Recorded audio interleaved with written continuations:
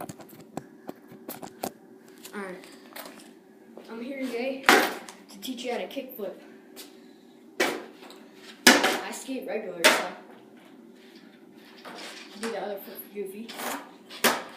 What you want to do first, have your back foot in a good pop position and your front foot up by the bolts so you can get a nice smooth flip right out.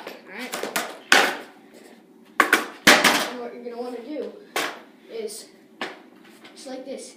Just pop it, come up to the bolts, and flip it right out. Alright? Right? It'll make a mark on your shoe.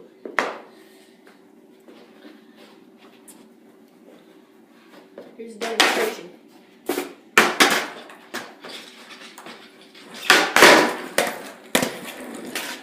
And then you kind of have to jump with it and just wait till your board comes around, catch it with your back foot, wait till your front foot gets on, and that's a kickflip.